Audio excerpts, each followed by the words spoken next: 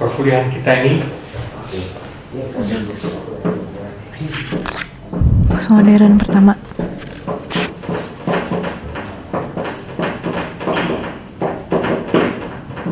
Postmodernisme. Nanti akan kita lihat bahwa ini suatu macam-macam persepsi orang mengenai ini. Ini bisa dilihat sebagai aliran, bisa dilihat sebagai zaman baru, bisa dilihat sebagai zaman baru dalam arti periode sejarah, gitu. Bisa juga dilihat sebagai ruh zaman, kayak gitu ya, sebagai ruh zaman.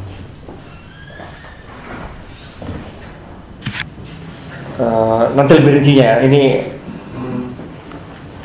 by way of introduction yang benar-benar besar gitu.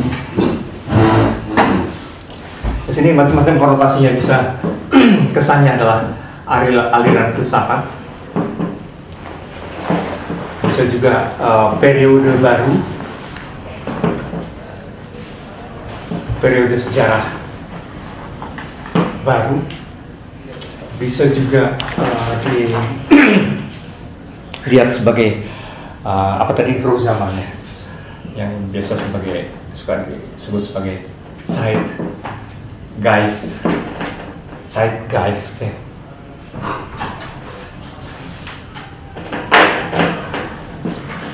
Zeitgeist artinya ruh zaman.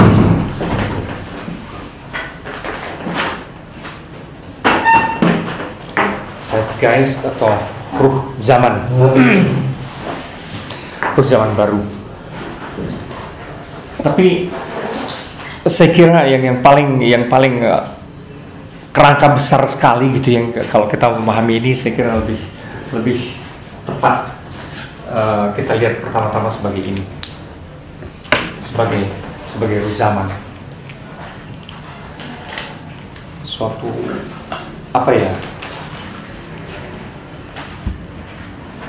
katakanlah suatu kerangka berpikir, kerangka pikir dan mentalitas baru, kerangka berpikir dan mentalitas baru. Saya kira lebih gitu, karena kalau kita membahasnya semata-mata sebagai aliran filsafat agak terlalu sempit, lantas meskipun nanti akan kita bahas juga itu, tapi juga kalau sebagai periode sejarah baru itu rada ambigu gitu, misalnya ada pramodern, terus modern, terus postmodern, itu kan seringkali juga tidak begitu jelas batasnya tuh kapan gitu kan, serba kira-kira, serba tumpang tindih sih sebenarnya, karena misalnya berbagai kecenderungan pramodern masih berlangsung hingga hari ini, berbagai kecenderungan modern masih sangat dominan sampai sekarang, seperti itu. Jadi sebenarnya overlapping itu semua tuh ya, kalau kita lihat hanya semata-mata sebagai periode, meskipun bisa kita lihat sebagai periode baru, tapi itu pada dasarnya tumpang tindih. Yang saya kira sekali lagi yang lebih tepat barangkali dalam kerangka besar ini lebih sebagai ruh zaman, suatu kerangka pikir atau mentalitas baru yang riwayatnya memang panjang. Ini semacam kulminasi dari khususnya dari tendensi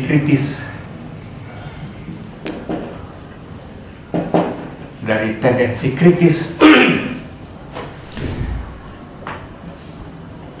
atas kerangka pikir modern, kerangka pikir dan mentalitas modern. Maka nanti ada istilah sebutannya kemudian adalah postmodern. Post adalah sesudah modern. Nah, ini hanyalah klimaks, katakanlah begitu, klimaks dari tendensi kritis atas kerangka pikir atau mentalitas modern, yang sebetulnya sebagai tendensi kritis sudah dimulai sejak awal kemodernan itu sendiri. Ini secara garis besar saja ya, secara garis besar sekali. Kerangka kritis ini sudah muncul sejak di zaman Descartes ya, abad ke-17an gitu kan ya. Itu sudah muncul pada orang-orang seperti Blaise Pascal.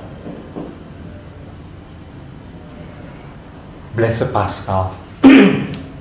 Ketika Descartes mencanangkan dan dengan itu merupakan fondasi awal kemodernan tentang rasionalitas, aku berpikir maka aku ada gitu kan ya, cogito ergo sum, dan sejak itu nalar itu menjadi fondasi dari hampir segala kiprah dunia manusia modern.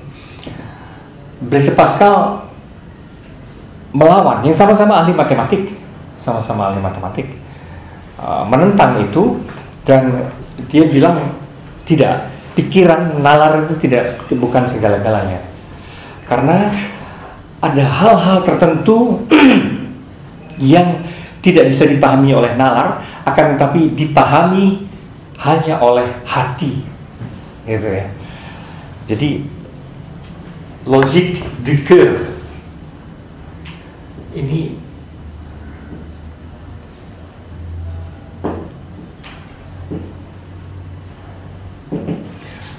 logique du cœur,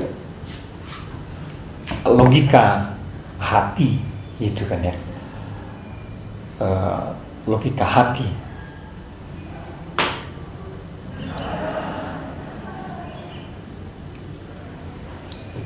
Logique du cœur, logika hati, apa nih? Itu dianggap lebih penting. Karena bagi Pascal, hidup ini sebenarnya serba paradoks. Perhatikan yang lebih pada lapisan yang lebih dalam, hidup ini serba paradoks, serba terbalik-balik dan serba bertabrakan. Padahal nalar bekerja justru dengan cara logika anti kontradiksi. Nalar itu bekerja anti paradoks kan? Apalagi kalau nalar ala Aristoteles gitu, karena nalar Aristotelian, logika Aristotelian itu cenderung seperti yang kita saksikan dalam dunia sains sekarang, yaitu tidak mengenal kontradiksi, gitu ya. Yang dibilang logis itu tidak kontradiktif, gitu kan ya. Yang disebut logika yang koheren, logika itu harus koheren. Itu kalau dalam dunia sains atau kerangka pikir Aristotelian, koheren itu kompak, solid, padat. Itu artinya tidak mengandung kontradiksi intern di dalamnya, itu kan ya. Padahal hidup adalah saat berkontradiksi.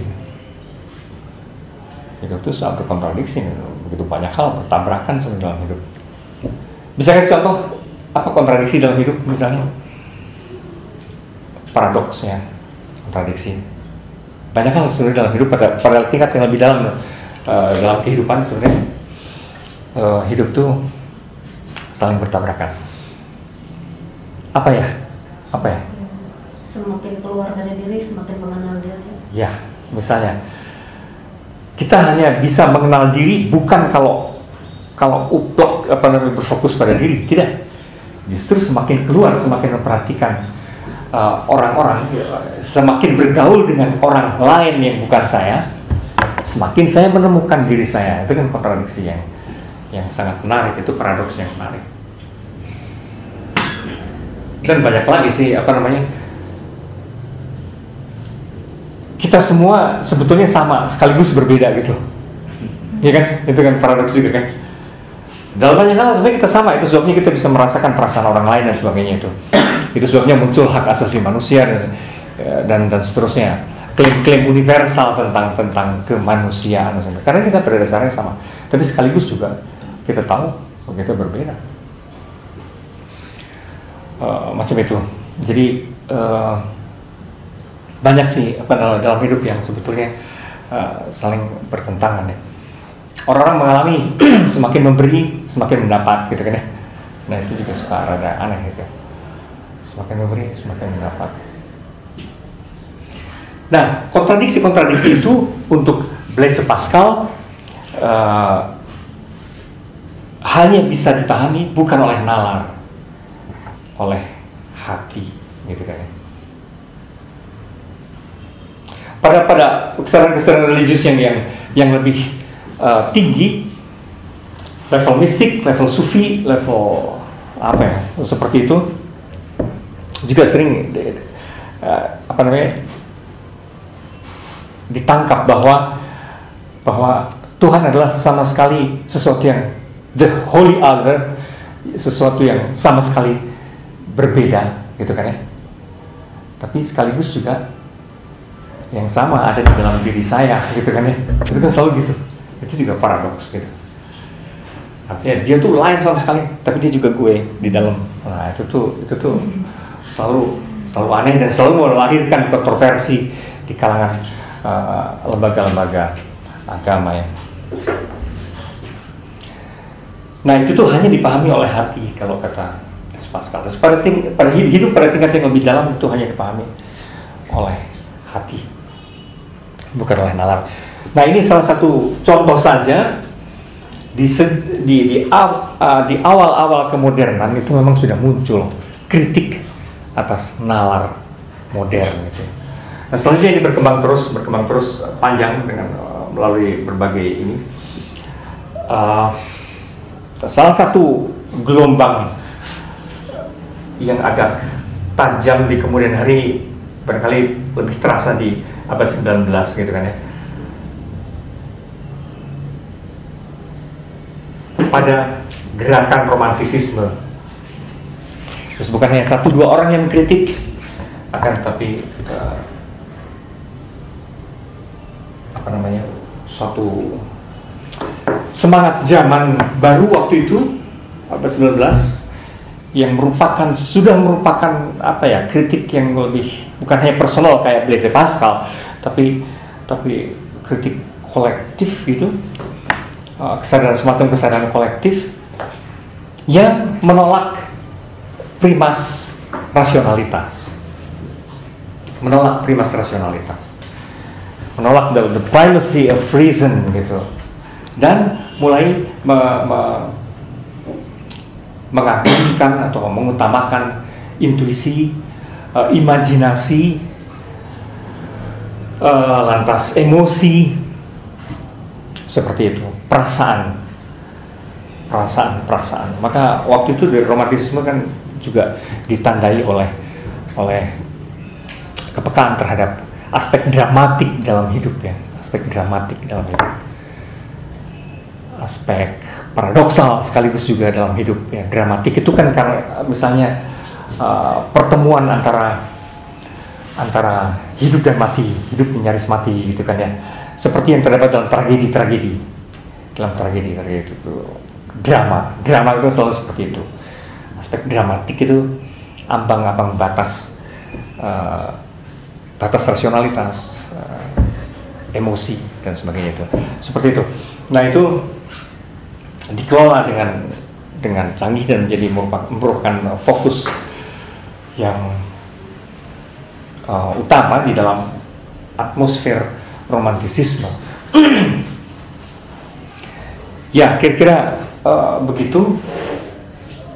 Maka bermunculan berbagai filsuf yang lebih mengutamakan imajinasi, emosi, seni dan sebagainya di era ini, melawan rasionalisme Aufklärung, rasionalisme modern khususnya Kartesian dan Kantian ya. Karena kita tahu bahwa di Aufklärung, masa pencerahan, filsuf pokoknya di situ adalah Immanuel Kant. Jadi arus kemodernan itu memang penyangganya yang utama adalah Descartes, yang kemudian sering disebut sebagai kerangka Kartesian, dan dan Immanuel Kant yang kemudian bisa disebut sebagai kerangka Kantian gitu kan ya. Pilarnya dua itu. Nah, romantisisme sebenarnya sudah mulai mengkritik besar-besaran dua kecenderungan itu ya, dua pilar itu.